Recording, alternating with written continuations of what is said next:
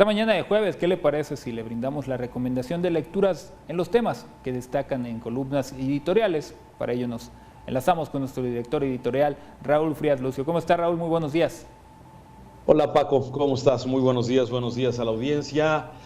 Empieza el mes de julio y bueno, también una fecha memorable, Paco, porque hoy se cumplen 3 años de ese triunfo contundente del presidente López Obrador. Exactamente hace 3 años estábamos en esta jornada electoral, ustedes recordarán, en donde triunfa el presidente López Obrador con un tsunami de votos y de muchísima gente que precisamente votó por él. Y estamos exactamente a la mitad del camino, estamos exactamente a la mitad, digamos, de este sexenio que va a tener una reducción, una modificación de un par de meses y que estará terminando en septiembre del 2024. Pero bueno, aquí lo importante es que siempre cuando llegan estas fechas, Paco, es importante hacer como un corte de caja para ver, bueno, cómo vamos.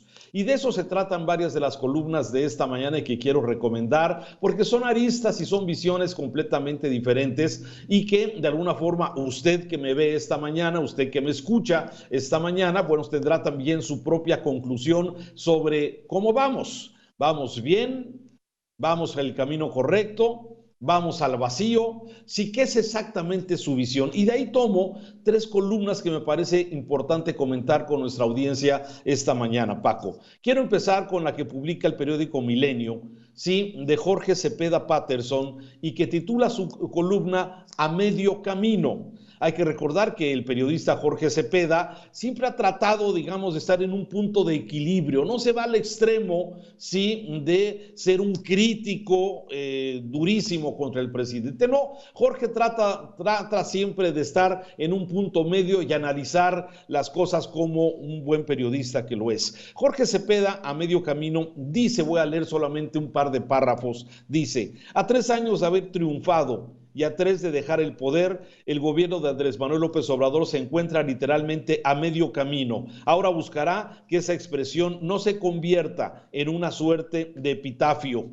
La ambiciosa cuarta transformación prometida al tomar posesión, es decir, nada más y nada menos que un cambio de régimen, corre el riesgo de quedar en una versión incompleta y trunca como resultado de una frustrante mezcla de factores: la imprevisible, devastadora epidemia, las muchas resistencias encontradas por parte de otros actores políticos y económicos, y desde luego los propios errores y limitaciones de concepción e instrumentación de la cuarta transformación. Y ahí Jorge Cepeda analiza varios temas que han ocurrido a lo largo de estos 3 años. Termina la columna diciendo: en suma, no me parece que exista un cambio de régimen en marcha como quisieran creerlo el presidente y sus propios adversarios. No hay en México un antes y un después. La clase política cambia de silla, pero los protagonistas siguen siendo los mismos. De igual manera que la élite económica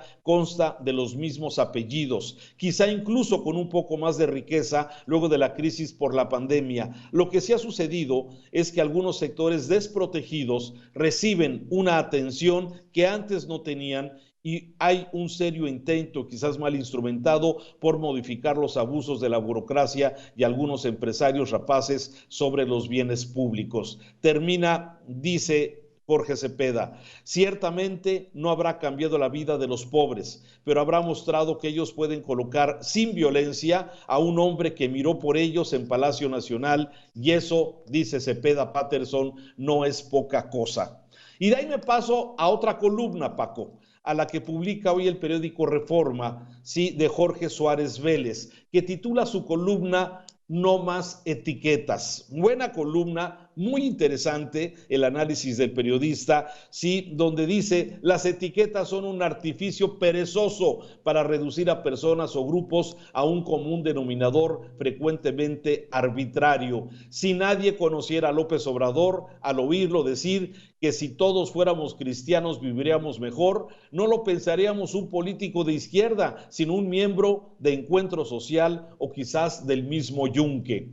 Y aquí, bueno, en su texto, Jorge Suárez dice: Si consultáramos a mexicanos de todas las regiones, géneros o clases sociales, queremos lo mismo: un país seguro en el cual tengamos certeza de que nuestros hijos lo estarán, un sistema de salud que permita cuidado preventivo y eficaz. También queremos un país próspero y con una economía estable que permita empleos bien pagados, o emprender con una expectativa razonable de éxito, que nos permita participar y ser participantes, no solo espectadores, del sorprendente avance de la ciencia y la tecnología. Eso es lo que quisiéramos todos los mexicanos. Sin embargo, termina su columna Jorge Suárez Vélez. Este presidente desperdició cerca de 800 horas hablando, manipulando y mintiendo en sus mañaneras. Nos ofrece etiquetas, ocurrencias, palabras. Necesitamos más por México.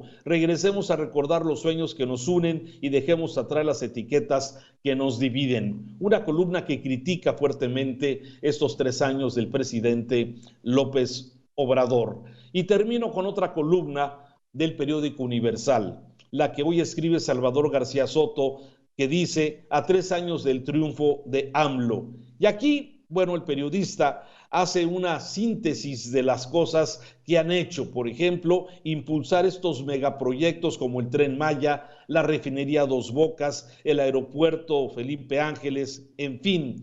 Hoy dice Salvador García Soto: hoy, cuando por 3er año consecutivo el presidente López Obrador se plante frente al podio para festejar con un informe más su triunfo histórico del 1 de julio del 2018, el escenario del festejo ahí en Palacio Nacional podrá ser el mismo que el año anterior y muy cercano al Zócalo, donde celebró el 1er aniversario de su victoria. Pero lo que sin duda será diferente es el país al que le habla y le informa el presidente. Termina la columna del periodista: el México del que hable hoy Andrés Manuel López Obrador en tono victorioso y festivo será un México muy distinto, diametralmente opuesto al que había en 2018 cuando él ganó el poder. La transformación de la que hoy volverá a hablar el presidente tiene, como todo en esta sociedad polarizada, 2 visiones completamente encontradas: la del país que cambió para mejorar en una transformación histórica,